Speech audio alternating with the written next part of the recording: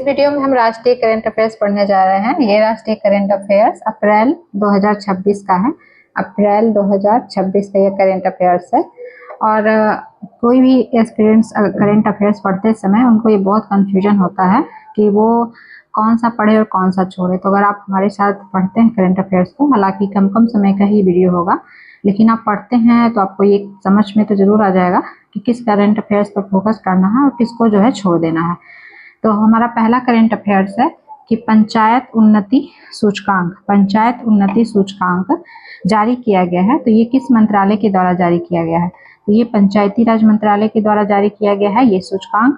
और इस सूचकांक को जारी करने के पीछे उद्देश्य क्या है? तो उद्देश्य है कि ग्रामीण स्थानीय जो निकाय हैं, ग्रामीण स्थानीय निकाय, इनमें जो है स्थानीयकृत सतत विकास लक्ष्य, जो लोकलाइज्ड सस्टेनेबल डेवलपमेंट गोल्स है, उसका आकलन करना। तो इसका ये उद्देश्य है।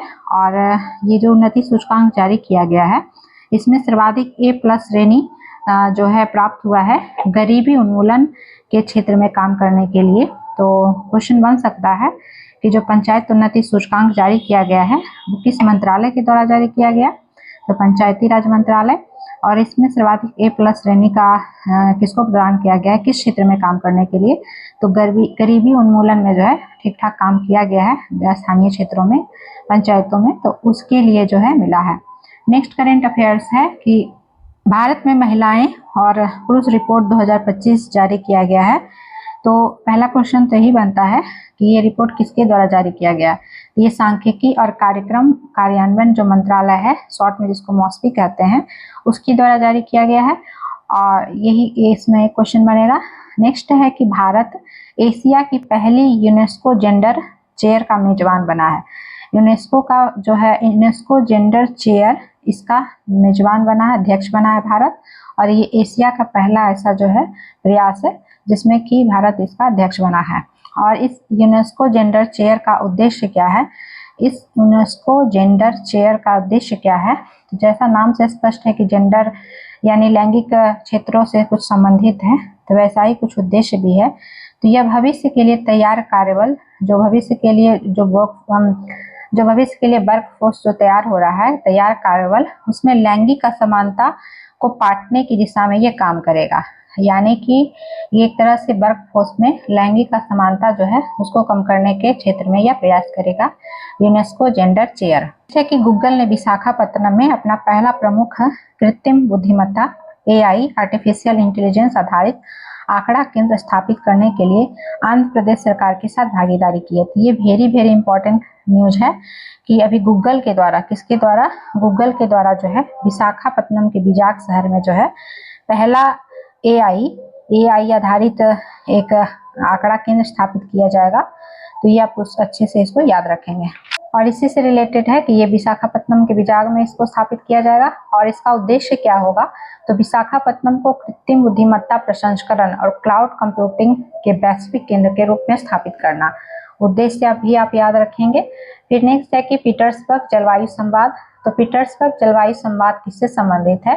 तो यह दुनिया के उत्तरी और दक्षिणी देशों के बीच के खाई को पाटने वाली एक महत्वपूर्ण अनौपचारिक प्रारंभिक मंत्री स्तरीय बैठक के रूप में ये कार्य करता है।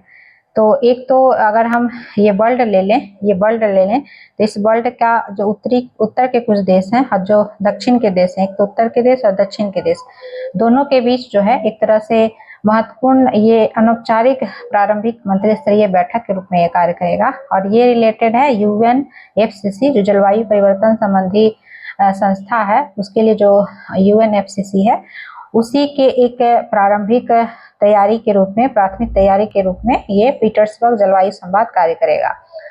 और चूंकि UNFCCC से रिलेटेड है तो आपको याद रखना चाहिए कि अभी नेक्स्ट COP31 UNFCCC का जो मीटिंग है वो कहाँ आयोजित होने जा रहा है? तो ये तुर्की के अंताल्या में आयोजित होने जा रहा है। और इसी COP31 के प्राथमिक तैयारी के रूप में ये पीटर्सबर्ग जलवायु संवाद कार्य करेगा। तो COP31 के प्राथमिक तैयारी केंद्र के रूप में पीटर्सबर्ग जलवायु संवाद जो है कार्य करेगा। अगला करंट अफेयर्स है कि भारत और न्यूजीलैंड ने द्विपक्षीय आर्थिक एकीकरण हेतु एक व्यापक मुक्त व्यापार समझौते पर हस्ताक्षर किया। तो अभी बीपीएससी का ध्यान इस तरह के करंट अफेयर्स पे रहता है कि जो है अभी मुक्त व्यापार समझौता किन देशों के बीच में हुआ है, तो भारत और न्यूजीलैंड के बीच में, भारत और न्यूजीलैंड के बीच में ये अभी द्विपक्षीय आर्थिक एकीकरण हेतु एक व्यापक मुक्त व्यापार समझौता हुआ है।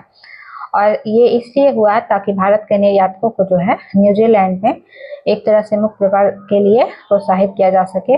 अगला है कि सेबी की एक परवा पहल, सेबी की परवा पहल। तो ये परवा पहल किससे संबंधित है? सेबी जो कि security exchange board of India है, तो सेबी की परवा पहल है क्या? तो यह सेबी द्वारा पूंजी बाजार को मजबूत करने और नियामक पर्यवेक्षण को लागू करने हेतु लक्षित है सेबी का परवा पहल।